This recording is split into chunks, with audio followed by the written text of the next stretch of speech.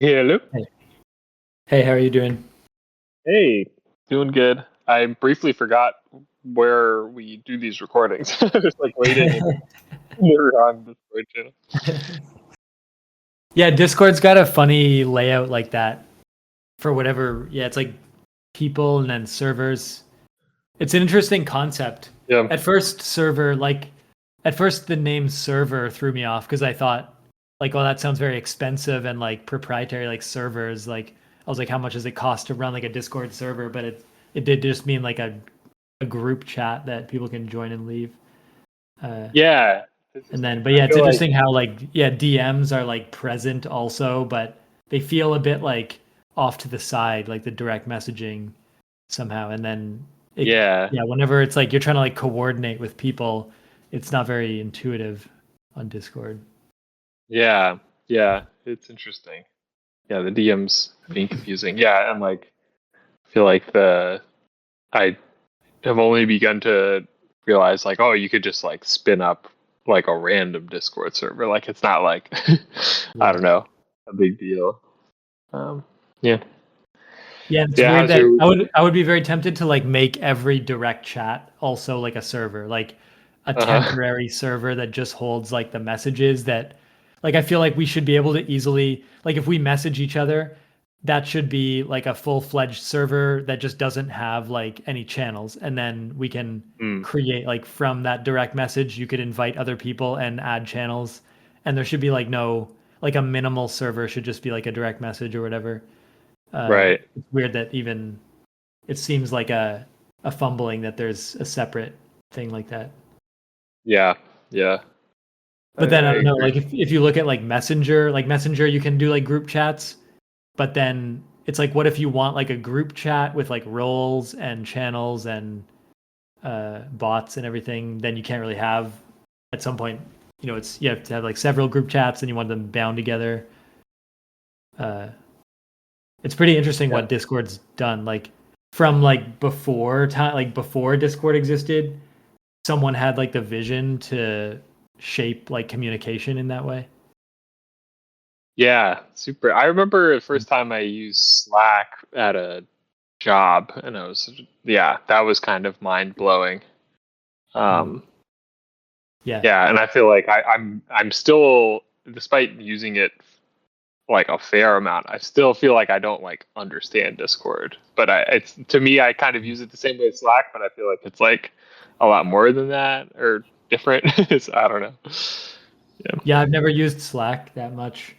But I remember the different eras of like there's like email and then there was like when Slack came out, I spent a lot of time wondering like what's the difference between like emails and Slack? Like why is chat is just sending text back and forth, so what's the difference?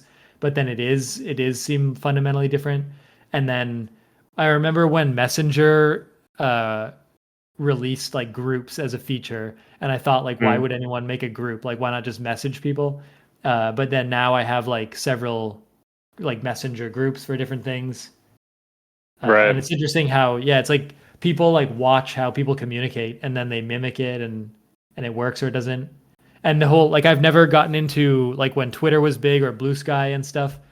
I've never gotten into that form of communicating, and I find that's the most hard to follow. Like I go on like Blue Sky, and I just people are just saying out of context things, and I don't know how to follow through with uh like what's the thread of communication or figure out like who is who or how to figure out what's going on. But then Yeah. some people talk about it like they can just like go on these social media things and get a vibe for like what's happening and all the people they follow are there and their feeds are relevant. But then there's like some amount of work that is involved that no one they just kind of people do the work naturally or like there's no formula for like making those work. Yeah. Yeah, it's interesting. Yeah. I feel like yeah, I like every passing year I'm more of the opinion that just like media is a net negative for the world. But like Hmm. I'm definitely like even today just like on Blue Sky. Like I just like lurk, like I don't post anything, but it is like super addictive. Especially when it's like the doom scrolling thing, like I don't know, when it's a week like this where it's just like there's like 10 different horrible things going on at the same time, and it's just like I find myself like refreshing the page like once every hour or two, and then it's like not like useful or healthy, but it's just like it's just there. um yeah, I don't know, yeah, it's a weird thing. And it's like not even an algorithm. Like I just follow the people I want to follow, and it doesn't show me anything else. But even still, Right. yeah. Yeah, there's some effect. Yeah, I've noticed a bit like whenever I like don't really understand how to use things like Blue Sky, I don't the algorithm like doesn't really feed me what I like. I show up with a certain idea of what I want to see. Like I want to see really good pixel art and all these things. And so I like set out sometimes to try to find that. And then when I don't get like served it enough, I just sort of I lose interest for a while, and then I'll come back a little bit. Like I deleted the app at one point because I started to use it, like just like a couple days went by, and I realized like I don't want to, I don't want to become a person that uses it too much. So I just like now I just like search for the website and then like log in whenever I use it occasionally. Yeah, same. And then I noticed, yeah, like the feed has became like people will say, like the trending thing, they'll have their takes on it, and it does get a bit grabby. Like people will say things that are very like not incendiary, but like they start your brain turning with like, oh yeah, that seems really unfair, and then you dig deeper. Yeah. Uh, yeah, I opened it like yesterday, and I saw there's a guy, I think his name's Jason something from 404 Media, and he was talking about how he accidentally updated his iOS on his phone to like Apple Glass, and he was saying how it's really bad, and people were Uh, chiming in with how it's bad, and so then I started like it sort of co-opted my thinking, to start being like, oh yeah, like I haven't updated yet, but like my days are limited before it gets worse, and like why is everything getting worse, and it just sort of it feeds you that like grain, in a yeah, yeah. totally. Yeah, it's like even in like the best case scenario where it's just like everybody's posting like good faith, like informative things or like opinion, just like uh, even then it's just like it's too much, like for a human a human's like nervous system to handle, or at least mine. Like I just can't, but Yeah, it's fascinating. It makes perfect sense that we have the ability to deliver ourselves too much stuff in any dimension, like even just like food or whatever. right. Uh yeah, we've sort of passed a point where in any regard we can deliver ourselves like way too much of a thing, whatever the thing is, than like our system can handle. But then it sort of somehow it like surprises us, like we feel like oh we just need like an even more sophisticated technology to like condense the information down to like feed it to us at the exact perfect rate, and then we can like enhance our minds to consume more or something. And Uh-huh. uh, Yeah. it's such a weird like there's no reason anymore for any of that stuff. Like it feels like like things are fine, like light lifespans are not super long, but they're like long enough to get the gist of what's going on. And it's like we don't need to like hyperextend them or drastically change capabilities of people that are around. Yeah. Yeah, it's like it's good to be informed, but it's yeah, I mean for me it's draining, it's not like I know, like when I think it's just particularly when there's just like, you know, the stuff going down, I just kind of can't help it. Because I'm just like, oh, I want to know, I want to see what's happening, but then yeah, I then yeah, I just can't look away, I guess. But Hmm. yeah, human nature. Yeah. Yeah, I watched like I listened to a podcast. It was this guy Ed Zitron. He did like 6 hours of like CES discussion and with other journalists on a podcast, different Mm. parts. Like he did like one each day, and uh, it was interesting. Like they just make fun of a lot of the products that are at CES now, and like how it's kind of just like who is it for and what are the products for, and most of them are not even real products. They're just like ideas that are looking for funding or something. But there's a Uh, couple things that came out of it, like uh, there was a couple of cool pieces of technology that were just very simple. One that they offhandedly mentioned wasn't even at CSS or CES. It was just like a GAN. These things called GAN chargers. They're just mm, like little chargers, but they charge like 3 times faster because they use some kind of better battery technology or some kind of material that lets them output more power. So I picked one of those oh, up. It's cool. like $30 or $40, and it's just like it's basically like the same size. Like if you know the white like Apple just power bricks that go to USB-C or USB-A, it's like the same size as that, but it has two USB-C and one USB-A port on it, so like 3 ports total. And each of like if you charge 3 things at once, each thing charges like 3 times faster than usual. And that was just like a pretty cool like drop-in replacement for me to pick up That's because cool. yeah, just like one tiny brick, and it charges my earphones, my watch, and my phone at the same time, and way faster. And that was a cool little like it's like, oh yeah, maybe people are like making things like more efficient in a simple way. And but at the same time, obviously, like so many things are getting worse and going crazy. But another CES thing is like the emergence of like exoskeletons. Like there's some proof of concept. Like a couple journalists have used these like lower body exoskeletons that make it easier to walk by like assisting you as Mm, you like walk. And I sort of had this vision that like that's the next thing is like right now like walking. Like most people will take a scooter and stuff, but there's places where you can only walk like indoors in your own house. Like people get some walking in no matter what during the day. Like they move their body at a minimum just to get to their car or to get to their scooter.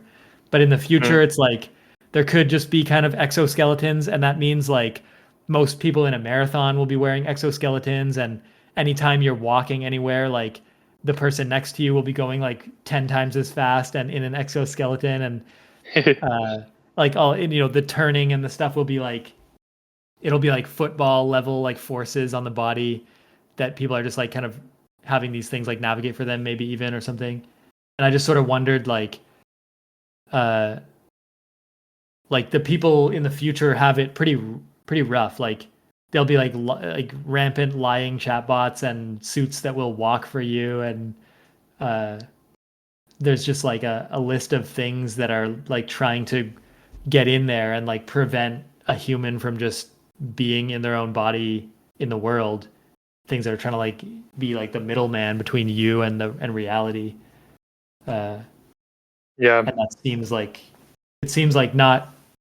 It's kind of hard for it to be interesting because it's sort of it's like well my like I get interested in things that are in the world, but things that are like changing the world in a way where I lose track of like my own mind and body experiencing things and just sort of like inserting something else that can like handle part of that for me. It makes me confused because it's sort of like but the experience that is the excitement is more experience, not like a helper thing that reduces the amount of things that I need to experience. And then right. yeah, I kind of like lose track of like what are we trying to do here? Like who are these people that are in the world that like don't want to be in the world and are excited to like get out of it but also want to live forever, whatever that means if you're like if things are living for you kind of. Yeah, yeah. The whole yeah. I don't know. Transhumanist or yeah, whatever different philosophies. But yeah, like the I don't know. I I think it's something I want to learn more about because I think there's like um I feel like there's a lot of like like I don't know the right word, like liberatory potential in like it's like the cyberpunk thing. Like I don't know. I haven't played that game or really engaged too much in the genre as a whole, but like I from what I've read, you know, it's like corporate dystopic near future. Um, Right.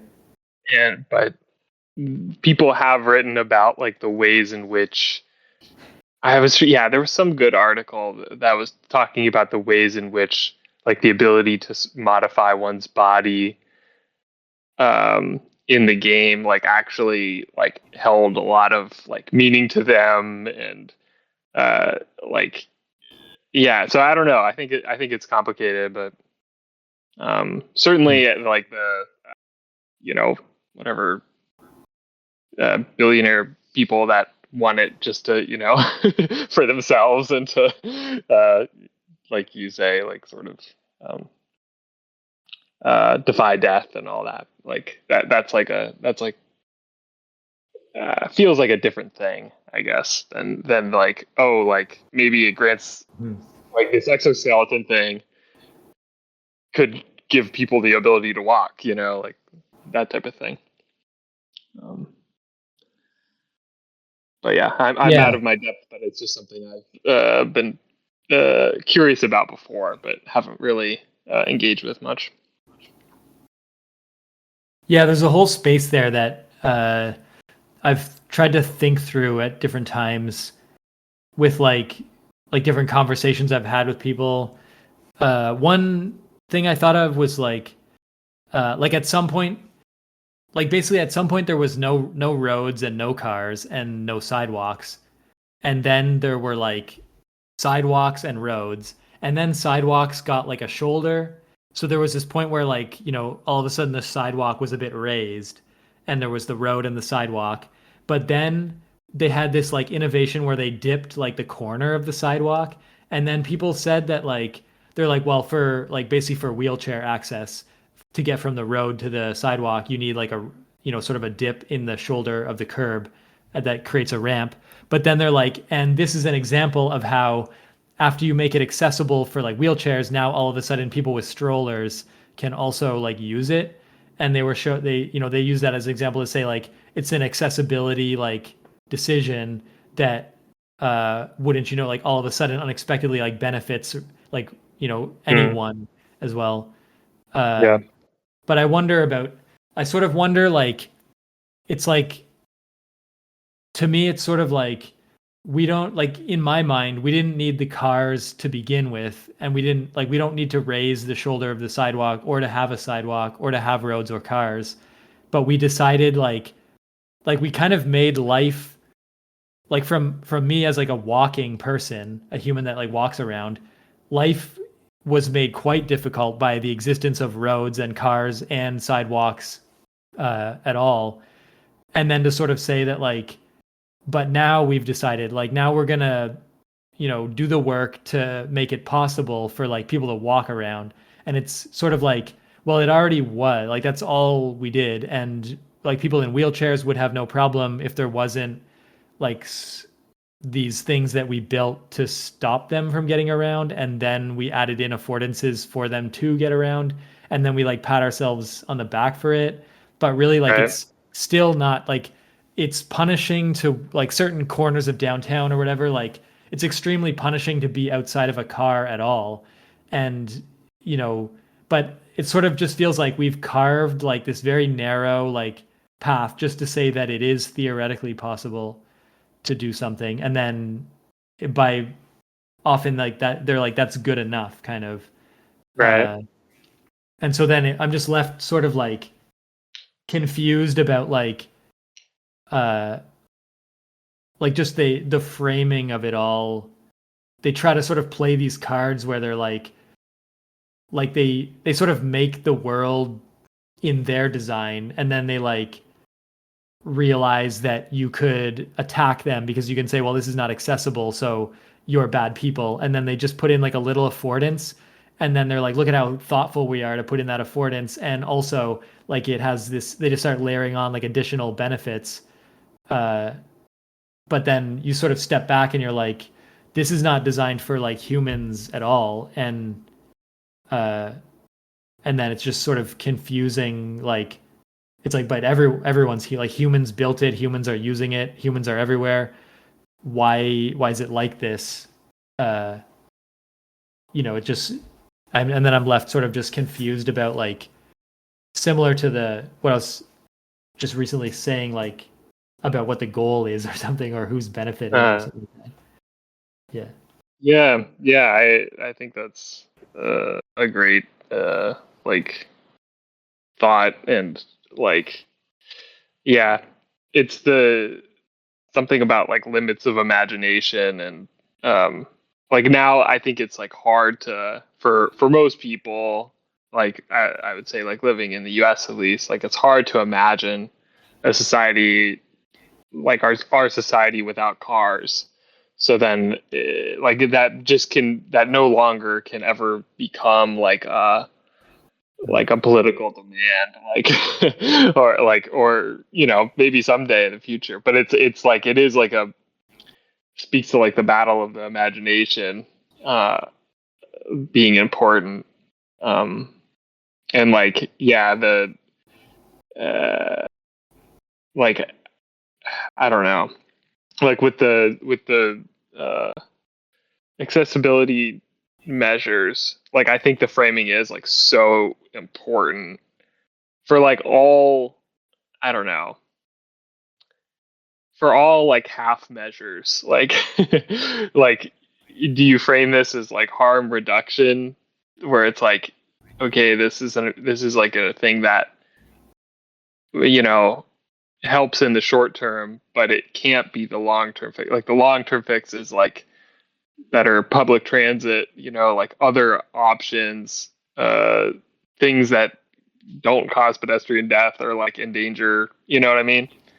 Yeah. Like to move in that direction, or whatever, smart city, whatever it is, versus like, oh, we've politically like just claimed the win, that like, oh, it's slightly better than before.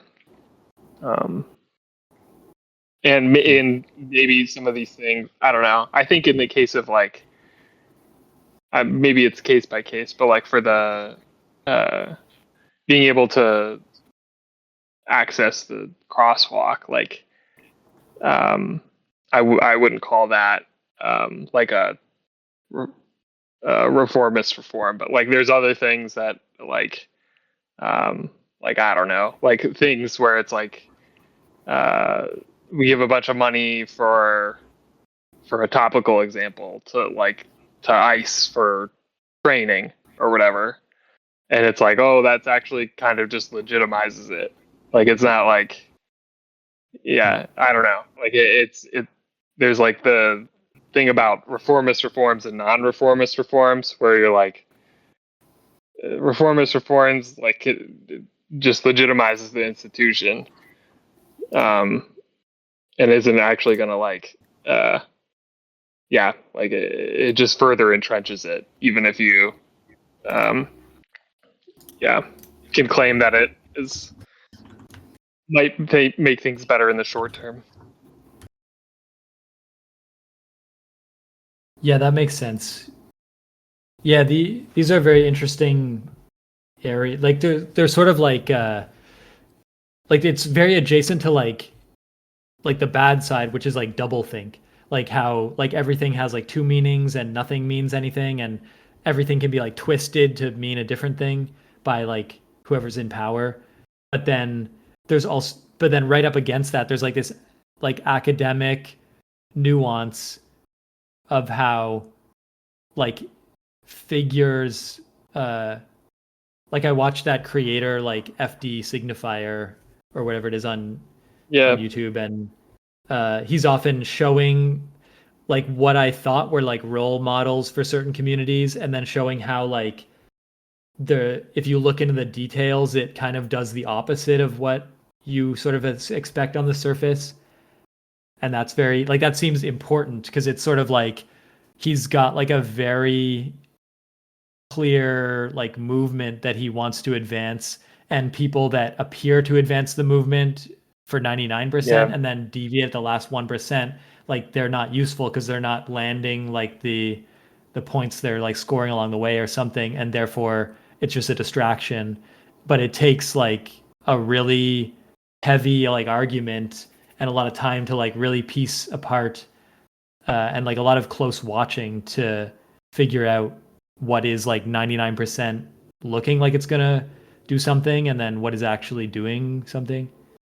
Yeah. Yeah, totally. Yeah, I think it's really hard, like, to understand, like, what are the what for me at least, it's like hard to understand like how to actually make change. Like, what's I don't know what my like theory of change is anymore, really. Like, I think I probably had a clear answer 4 years ago or so, like, that I would have said, but now I kind of, I feel like, uh yeah, like, certainly, I'm down to try everything, but yeah, it's hard to say, like, in the world we live in, like, uh what works, like, because it's just a different, I don't know, it feels to me like it's just like a different context than the rest of human history in a lot of ways, like, just because of the Mhm. internet, I guess. And yeah, I don't know. And we have all the previous examples of other eras like to look back to. That's different. Like those other eras, like it was happening for the first time in those other eras, but now it's like we've gone through like every era we could sort of think of, and we have like a whole example in the book, and then we have this era that's just like moving so fast and mapping onto many of them but also not, and different but the Yeah, same. uh that Yeah, it's sort of, it's so hard to characterize like what is, and the objectives are like, it's not like conquering land, which is a very like intuitive thing to understand, or like physical space. It's like something, but who who knows, like it's like what is everyone after, like it's people that are like older, like trying to like grab weird like whatever it's called, like sovereign territory, like just like grab Mhm. that in the last few years of their lives. But it's like for why, like where did that desire come from, and why now, and what would it Yeah, matter? yeah. It's like, yeah, it's like, what are the animating forces here? And it's like, I don't know, 17 different things. It's like, it's just like, uh, the long continuing policies of like American imperialism in Latin America that sort of hasn't stopped. And then there's also just like the whims of like this kind of hateful guy who's like maybe trying to flood the zone, and patriarchy and just like white spread. Like, it's just like there's so much that Yeah. you could point to, but I don't know. And I'm like, I think the answer isn't to like, uh is definitely not to do nothing, I would say. Like, that's the only thing I'm like sure about. But Yeah, yeah. but even like that being said, whatever we do, it's very challenging to make sure what we're doing does not move things in the exact opposite direction as what we intend, such that like doing nothing would actually maintain more ground than doing something which causes like a loss of, or like a movement away from what we want. Yeah, uh true. Yeah, I want to do things, uh yeah, like, yeah, which is so hard to, yeah, it's so fun hard to track. It's place. like, but then if you say like day by day, that's also changing, like what one is allowed to do and not do, and say and not say, is like changing in real time, and you have to keep calculating like when to strategically do nothing and when to do a very precise thing in order to make like a statement that very quickly will be twisted anyways to like look and mean like the opposite. So then you have to like put positive pressure to like maintain the context of what you did and the intended like result. Or yeah, that's true. Yeah.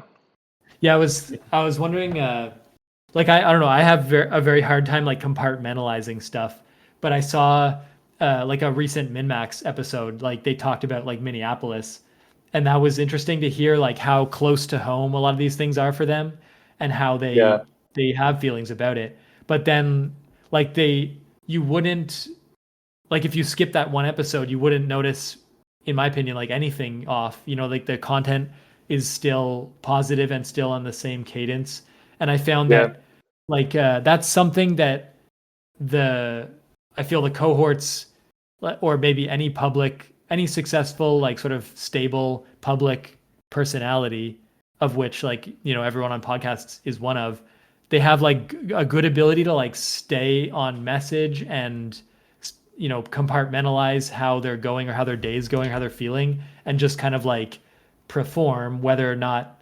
And then sometimes like some people are pretty natural at it and they're just able to like perform, and you think it's really they're a chill person who's everything's going well, but then when they specifically intend to like tell you what's on their mind, there's so much that they have to say, and you're like, that doesn't show up at all in what I thought was like just them riffing on off the top of their minds in any other regard.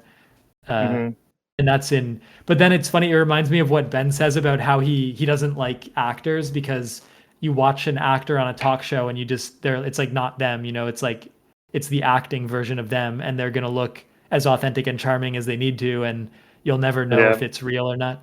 Uh, but I started to get a bit of that with that episode, where it's like it turns out a lot of them are like very disgruntled about what's going on, but uh, when you look at them in their like acting capacity, and hesitate to even say acting because they're not acting, they're just like compartmentalizing in a way that creates like a Right. characterized version of themselves that Yeah. is like Yeah. more positive or something. uh Yeah. but yeah, then it's like if you watch, I think that's the whole parasocial thing, is like you watch it and you sort of think like these people exist outside of all this and their lives are different, but then you're just seeing like one version of them, and they're just very good at, in this case I suppose, like compartmentalizing. And if it's like when they do those episodes that are like themselves and what they think in the real world, it sort of shows me the difference between the humans and like uh this like the more like parasocial or one-dimensional personalities that have like a piece cut out that is like not acknowledged to stay on message or on like editorially or something. Yeah. Yeah. I feel like they're, none of them are like actual celebrities or actors or anything. Like they just kind of do the thing that I feel like all other medium-sized internet personas do, of just, yeah, compartmentalizing. And like it's not like they're being Yeah. like fake. It's just, yeah, like the way to the way to engage on the internet, I guess. And yeah, it does feel like a different thing when it's like, I don't know, when you learn, like when there's like some actor or something that's like always charming in talk shows, and then you like, learn from some event that they're actually kind of an asshole, and you're like, oh, okay. Like probably that other stuff was Yeah. sort of fake. Yeah. Yeah. Yeah, I don't know. Yeah, I remember I think it was, yeah, Jacob mentioning like I think it was like, I don't know, at some point about like uh it being, I don't know if it was 2023 or 2024, but it being like the year of compartmentalization. It's like, yeah, like I, I could totally see that, because it's like, yeah. And I think for him, my guess is he's sort of mainly referring to, because he, yeah, is, you know, uh, Jewish and anti-Zionist, as am I, and like that's like I don't know. I would hate to be a public facing persona with that exact identity and ideology, because it's just like, yeah, I mean there are worse things for sure, but yeah, it's a tough one. Gotta Yeah. compartmentalize. Well, yeah. If you've got something to that you want to talk about, feel free to bring it up because I've got one more of these like kind of ambiguous things that I'm working through. No, go for it. Yeah, I'm just like, yeah, my main thing, at least this week, is just like it feels like one of those weeks where it's just like, yeah, the weeks where decades happen type of thing. It's hard to say that, and I feel like you only kind of know that in retrospect, but um, I don't know. It Yeah. feels that way at least. Like just a lot. So I'm down for whatever. Yeah, I sort of yeah, in regards to like the person who died there in like Minnesota, I Yeah, was thinking through that and I sort of was thinking from like because like everyone's been saying like obviously one thing happened, like the evidence, the videos show one thing and there's been like very bold statements from like the president and the administration that say like a different thing. And I sort of started wondering, like I was walking outside, I was wondering how like I was sort of picturing like the current president, like he wakes up and this thing happens and then he makes like whatever information he got about it, whether like maybe it was shaped in a certain way or he got all the information or he knew the truth and he decided to hit it or he was like just happened to get it wrong or something. Uh, I was thinking sort of like, like you wake up with a certain idea of like what is good and bad and who is good and bad and like what you're fighting for. And then an event happens and then you make a statement like about the event, like sort of taking a side and everyone sort of, they want to be on like the side that like you'd think they would be on like the side that most uh, would like sort of most correctly fall in line with like where their previous positions had been. But it's sort of like it's like, but I don't even like you could flip a coin almost because it's sort of like it's like well like a citizen died and you wouldn't like if before that citizen died, I don't know what statement if it was just like make a statement about how this person is, you'd be like well that's an American citizen and they happen to be like the same skin color and so it's like I thought like that's what was being fought for. But in this event, it's like that citizen was killed in the country under your watch. Like it's sort of like starts to walk down this line of like, shouldn't the statement be like we're ending like that's what we're ending. That's what we don't want to happen. So then when the event takes place and the statement is like 100% on the side of like it's like no actually it's like a that's what we're doing is we're it's like is like what killing like our citizens, we're the citizens like that's the whole thing like we elected like this like some of the citizens like let's say accidentally like elected this person but like they're not to kill some of them like of them like what is the cat like it's like define the categories like because certainly like there is a definition somewhere like in his mind there's some idea of like who is in the in club and the out club uh and it just sort of if you start to like look at the examples it's sort of like I'm not sure there is like an in like it sort of seems contradictory or like by event they just like take whatever side like you sort of it's puzzling to sort of try to find like a pattern of like if we try to work this out who like who like we're trying to predict like what's happening in the future and what will they say about what happens in the future and it's sort of like I don't know if you can predict like they seem to just kind of go back and forth and it's like that used to sort of mean like someone is like not trustworthy and hypocritical and like switching back and forth it's sort of you sort of see the pattern of like well they switch back and forth depending on whatever benefits them So then they're not, you can't like trust them, and they sort of, and like no one really knows what's happening, so they want something that's more like stable or something. Uh, but yeah, I was just sort of thinking through that, and I was wondering like like these people have like a model of the world inside their head, but they never, but it's like, and it's like they're very like whenever they say something or do something, like they're very certain about it. They're like, this is what happened and this is why, like it's good or it's bad, and there's no discussion like in their mind. But then it's like, if you have that confidence, just tell us like what the vision is. Like they never seem to make an attempt at like a general, like they don't come up with their own philosophy or like issue like a coherent worldview that they themselves are following. Like they don't seem to have like an interest in like outlining that, so that it would be very clear like what the policy is and what the country stands for in their opinion, and what how they might act going forward, or like a rubric for themselves to follow.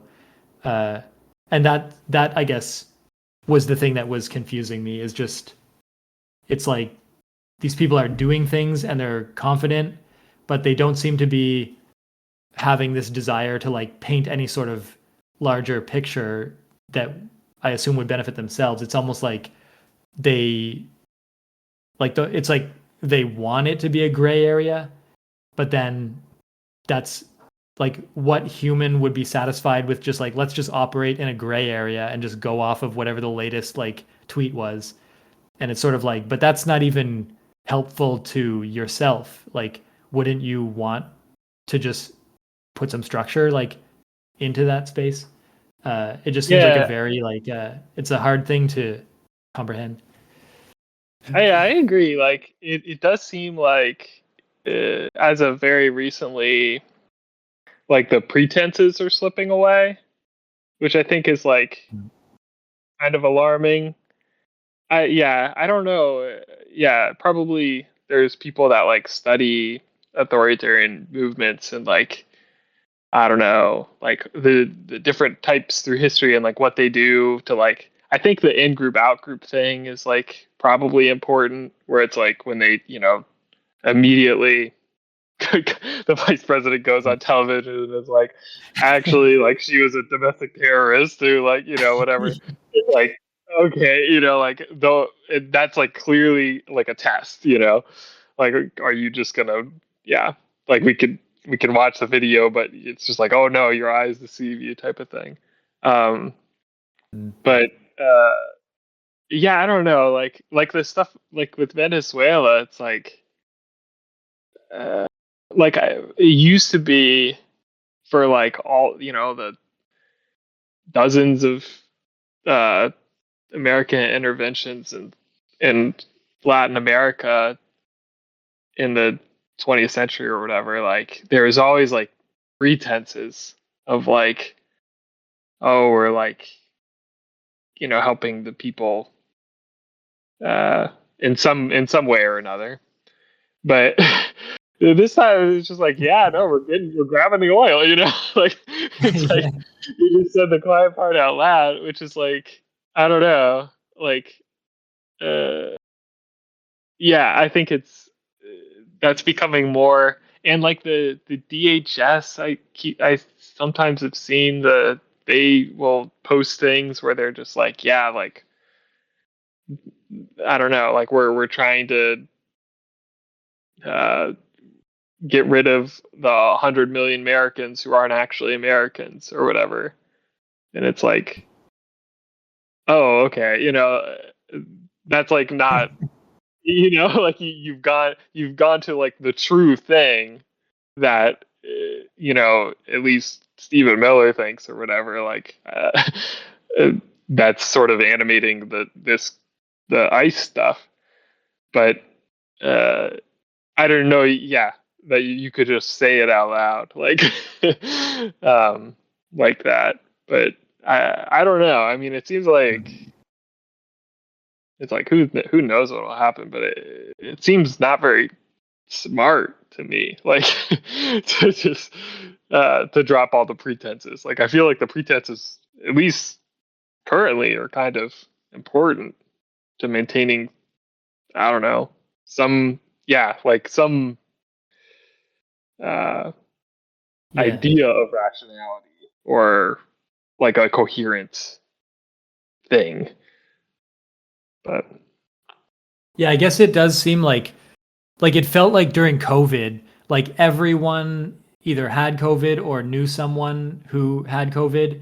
And so like when people were like actually COVID is a good thing, like very quickly like they would all have like a personal connection that they right, lost someone like from it. And so then it was like no one could maintain like no one could sort of be in an isolated bubble with like all their friends and the winners and then be completely protected from like there would always be like someone that was uh like they would see like, oh, this is not a winning game because it just comes for everyone, like it was not discriminatory enough or whatever. And but now it's like they like just with violence and like state violence, it's sort of like you can like a little bit like you can get your family network or partial family, and like you can have these like power, like these elites with power, and they can be like in their mansions with their security cameras and everything. Like they can be like very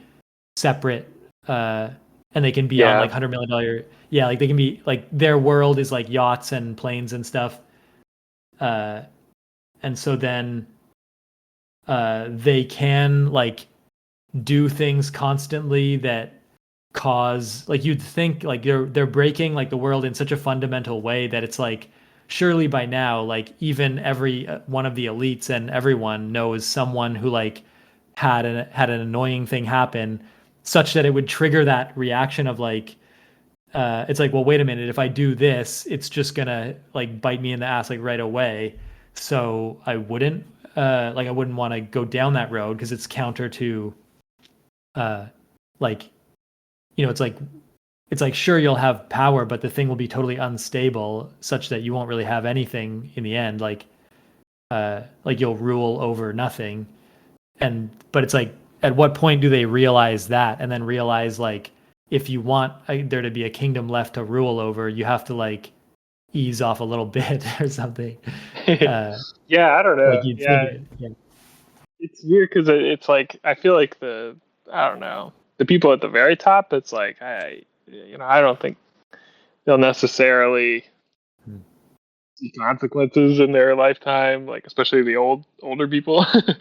And like yeah, like it's almost like I think about there's some study into like wealth inequality, um, that uh, showed the sort of basic thing that I think people uh, generally know, that it's just increased massively.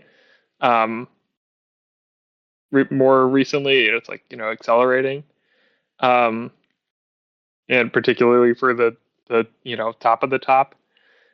But they one argument that I thought was like it was a little provocative but made total sense to me was they were like, yeah, and like you could say that, because they were talking about like wealth taxes and stuff.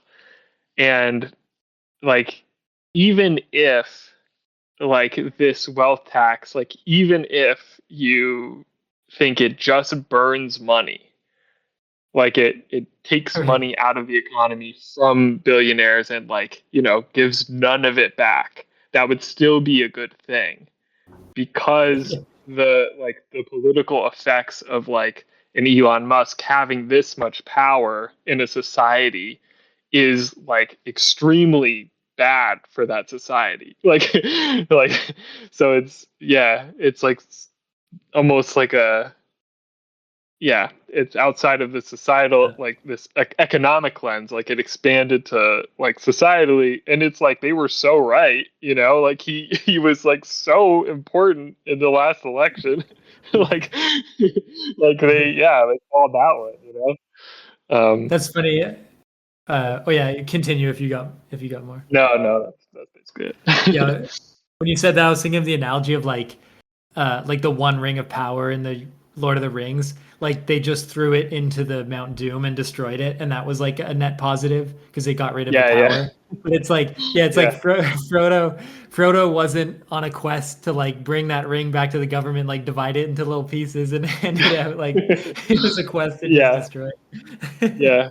It's like I mean, I guess if you could, maybe that would be good. But yeah, the yeah, like the idea of the ring of the power yeah, to me sort of the same as like the goal of becoming a trillionaire or whatever.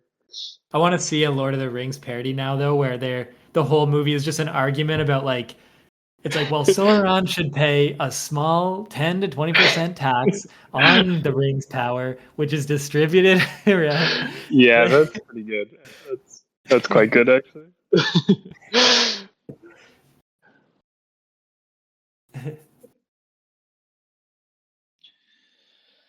But yeah, I guess we got a bit of time left here with our uh Oh yeah. I guess what I've been doing lately is I guess I've been very interested in my work lately. I'm just very interested in React.js and like today I sort of, instead of using mock data, I connected to live data, and then that I went down this whole rabbit hole of like now like then I started thinking about the data that was passing through the application differently, and I started like making changes to different parts of the architecture, and that was very it's one of those like problems that seems like a little bit bigger than I can handle, but then you start like taking parts away and abstracting it and just thinking about it more, and it's very pleasing to see like a thing like take shape and then stuff starts falling in the right places like slowly, and that's just like a very consuming it takes like a lot of energy, and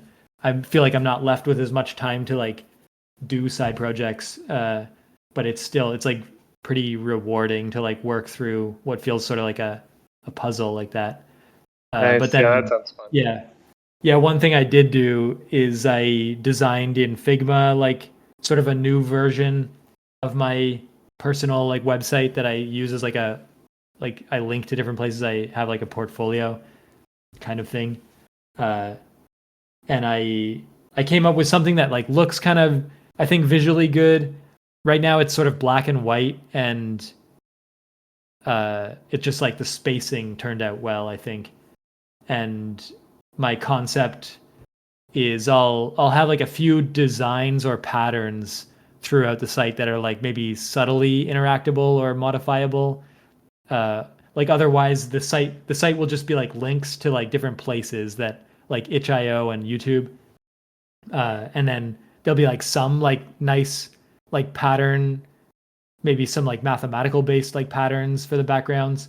And then at the very bottom of the site, I'll try to make some like just interactive things like one-off very minimal games, like games where you just like click with the mouse. Like I made a game once in the past where there's a bunch of dots like floating around the screen, and you can like click once to infect like some of the dots, and then whenever those dots get within certain proximity of other dots, they like transmit and they become infected, and it's sort of just a game of like watching like the infection spread or whatever.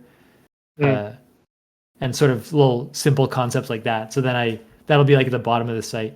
But I was fairly happy with, I was able to like preserve like the fact that the site should just be links to other places, and it should be like clean with spacing. But then also I do want a small affordance to like right there on the site have some like little games or interactive things.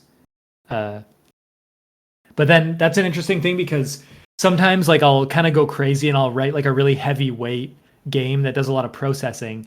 And then in that case, you want to make it so that like the game doesn't like load at all. But then if the user does like scroll down to the game and click like play, then you do want it to like start playing, or Right. maybe you even want like a way to full screen it. And like if you're on the phone, you could click full screen, it would take over the phone screen and be like correctly centered and everything.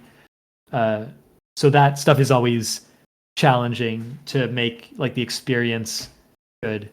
Yeah. Because whenever I define like it's like, well, okay, if I only write games like this, but then as soon as I define like the constraints, I start wanting to like push boundaries, or like maybe one of the games is like it's like, oh, what if there was like a little Easter egg hunt and you could search around the website, but then every aspect of the website is like tied to this game and it gets like messy. So I Yeah. find it's hard to like fight back and forth between those kind of things. Yeah, totally. Yeah, the what if there was a like Yeah. I so relate to. Yeah. Yeah, Yeah. but that sounds cool. Yeah.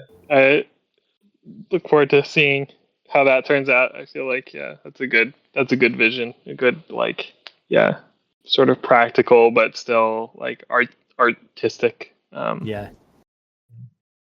Yeah, I find when I set out to like design something like that, I go through like some pretty crazy emotions. Like first I'll be very excited and there's all these possibilities. Then I'll get into the weeds of like making the design decisions to like there'll be these sharp corners that I encounter and I have to make like tough decisions that compromise to like that don't feel like the perfect solution. Then I go back and forth.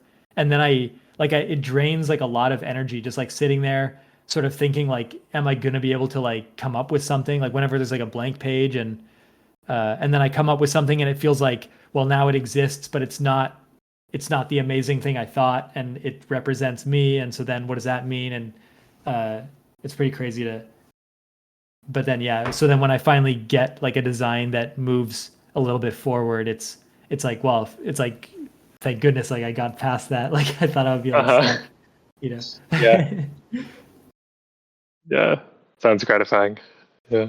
And going back to Cyberpunk, I would strongly recommend the Tim Rogers Cyberpunk review. Uh, Oh, nice. Yeah, I yeah, forgot. it's incredibly like thorough and super long, but and then it also after you watch like the initial like 3 or 4 hour video, it branches into like choose your own adventure. Like there's 5 more like multi-hour videos that he tells you to like choose two of and like don't watch the other ones that you don't choose and then watch like a final concluding one. But by the end of it, like I never played Cyberpunk or really anything, but that video goes into such like the weeds and the detail of the game and it just really he makes like these points that like I just acknowledge them as like this went over my head, but there's something really like he's really saying something here that I'm not sure if I can fully like comprehend, but like it's entertaining to like see it unfold. Uh and then he'll Cool. dive in and out of like near the end he talks about like John Lennon for a bit. And I read like John Lennon's biography, so I was fascinated with like that part where he ties in he Uh, was making some point about like authenticity and stuff. Uh it's really interesting. There's a specific line too where he makes this point about how like in the 1960s for example they had this idea about what the 1990s like cyberpunk would be. So he has this line where he says like this is like 1960s 1990s 2024's like cyberpunk. And but then he like extends that to a ridiculous degree. And he comes up with this line that like is like so many layers of nestedness that I feel like I should go back and watch the review just to sort of once again try to follow retake what he that was in. like. Yeah, because it's so funny like how it strikes me as like he's 100% correct, I'm sure of it, but there's too many layers of like like jumping between decades for me to get. Yeah. That sounds yeah, thanks for the rec. That sounds quite good. Yeah, Yeah. I forget about him. There's a yeah, it reminds me of maybe I've mentioned this in before in relation to Tim Rogers specifically, but Noah Caldwell Gervais also does like super deep dive um, videos, and he's just like a really good writer. So yeah, those are ones where I'm like, I can feel like I can half follow like everything he's getting at, but it's uh, yeah, and they're so Yeah. long. I feel like I kind of have to put them on in the background, so maybe I'm not like fully engaging. But yeah, Yeah. um, It is so stimulating though, just to have someone like being intellectual. It just feels like it's like finally there's just like a fire hose of stuff and I can drink whenever I want. And yeah, most yeah, of it is just gonna be everywhere. yeah, Yeah. yeah. It feels good if nothing else. Yeah. Yeah. Well, yeah, I guess see you next time. Yeah, sounds good. Talk to you. Yeah, next week. Yeah. All right. See you later. Yeah.